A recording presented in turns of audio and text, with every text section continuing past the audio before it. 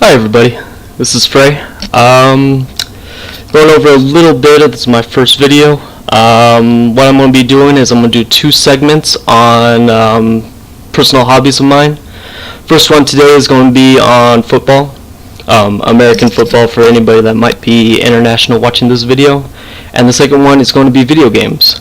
So the first thing we're going to do in this video is go over the Trent Richardson trade. I believe we are, if not over a week since the trade first happened. So I wanted to go off by first talking about Trent the player and go into why the trade happened, my thoughts, and before I begin, I would like to say this is open for discussion. This is my opinion, but feel free to comment, send me another video, reply, give me your thoughts, opinions. This is just something to discuss about. And with that, let us begin. Going into the draft, Trent Richardson was known to be the number one back for that draft, and pretty much the number one back in terms of ability since Adrian Peterson came out. That is saying a lot, but that was the consensus. He was at least the best out of the three Alabama running backs, which include Mark Ingram, and then last year I believe was Eddie Lacy. Reason being was because he was a more capable back in all three facets that a running back is capable of being good at. That it would be blocking, running, and pass catching. So he was known as the do-it-all back. He ranks as 5'9", and at least that's the measurements I believe he was ranked at the combine when it first happened. That might have changed since then, but ranked at 5'9", around 225 to 35 pounds. So he's a bit of a bulldozer back, not that big, but has the weight on him to move people. So going with that, he was the third overall pick for that draft, which is ridiculous now for the NFL we play in today to find a back go that high, but he had all the intangibles that the Browns were looking for in the Mike Holmgren era, and so they thought it was a good choice. Going in, he did play well his first season. He did have a little bumps and bruises, but that was to be expected. He's the bulldozing type, so there's risk of injury when you're constantly trying to run into people and knock them over. So then going in, I want to talk about why the Browns would want to initiate this trade. I got my little handy notebook over here to go over things. First things first, this is a new regime this year. I hope I'm saying that right. Regime? Yeah. Anyways, new regime, and Trent Richardson came in last year under the Mike Holmgren era, and so he was under that plan for that specific regime. And this year it looks like Rob Chodorsky, I believe his name, and Mike Lombardi, the GM, are putting emphasis on finding a quality quarterback, something the Browns haven't had since they've came into the league the second time, when the first ones moved to Baltimore. So it looks like their emphasis on this new regime coming in is to find the quarterback that they want to start for the next several years, the franchise quarterback as it's called. And so this upcoming draft is supposed to be a death full of quarterbacks, capable quarterbacks. You got Terry Bridgewater, you got Johnny Manziel if he decides to go, I believe. You got a few other guys that are coming in. Unfortunately, I'm not good with names at the quarterback position right now. Oh, Aaron Murray is another one. That are coming into the league that are supposed to be much better than the draft class the year before. One with Christian Ponder, Cam Newton, all that. That was a bad quarterback draft class. Cam Newton was really the only one that came out of that big time. All the others have been struggling at one point or another. And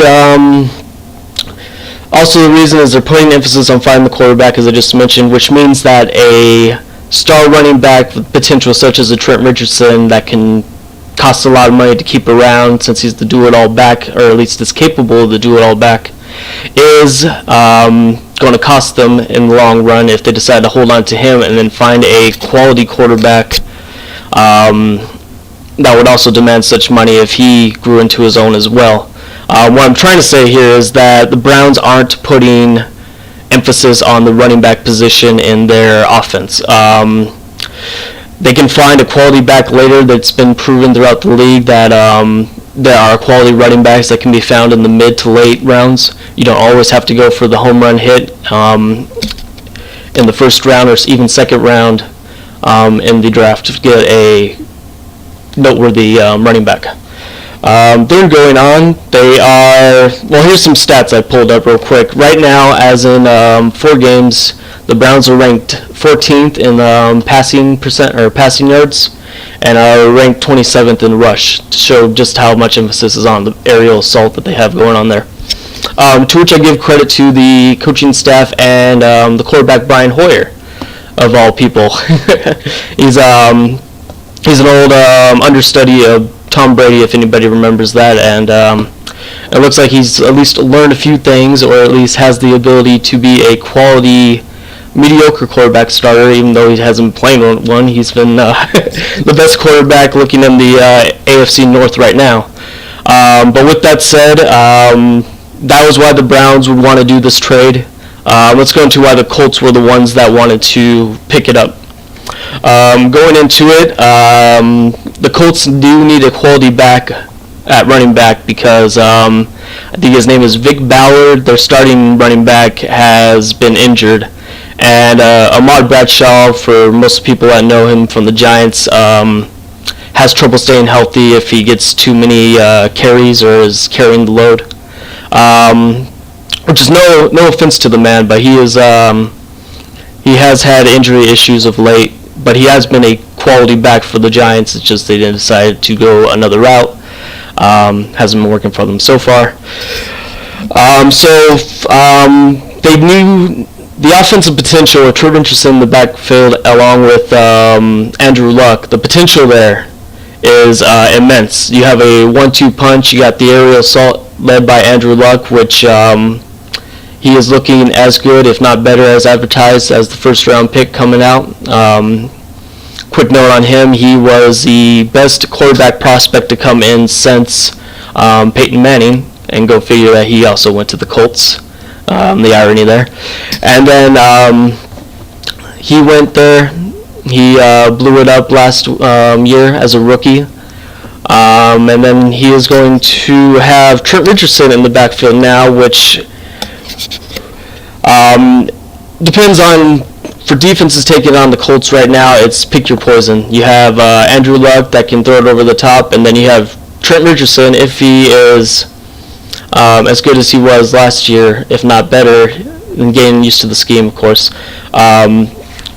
Runs through the lines, breaks tackles and all that. They might have to put 8 or 9 men in the box, which Andrew Luck could be immensely good at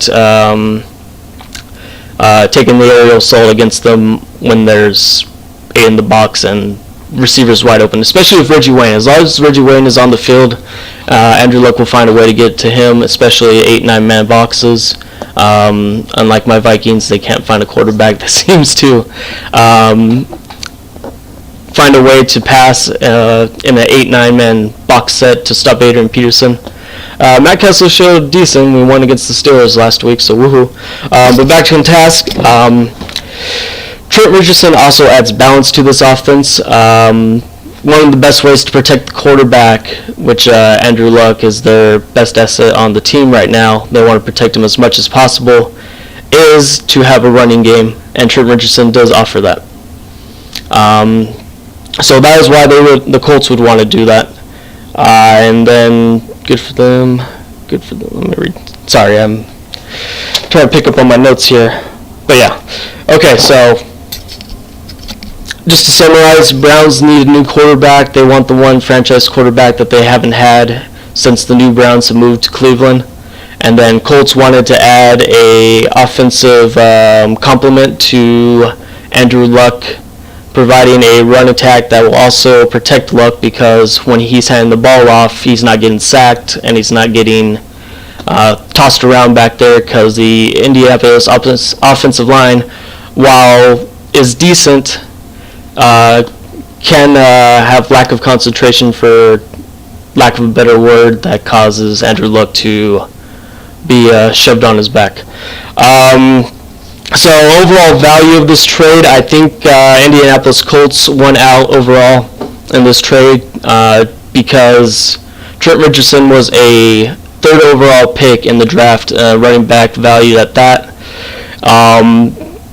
With that said, Indianapolis is good enough to where I don't think they're going to be the third worst team overall, which would provide that first round draft pick to the Browns. Oh, I forgot to mention, the value of the Trent Richardson trade is a first round pick of the upcoming draft. And that's why I'm stating that the value is in Indy's favor, because they have a back that has shown flash and potential of being a star back. And it was essentially a do-it-all back, which is hard to find in this league at this point. And so that value at a third overall pick is they've essentially bought it for a mid to late round first round pick. And that's why I believe the Indianapolis Colts have won this trade. To the Browns' favor, they are probably getting another first round pick. They're trying to get a bundle package price set up to get the quarterback that they want. I would not be surprised to see them trade up in the draft to get the quarterback if they find one that they are trying to get. And with that said, I would not be surprised to see Indianapolis Colts go wide receiver in their earlier second and third rounds to find a complement to Reggie Wayne.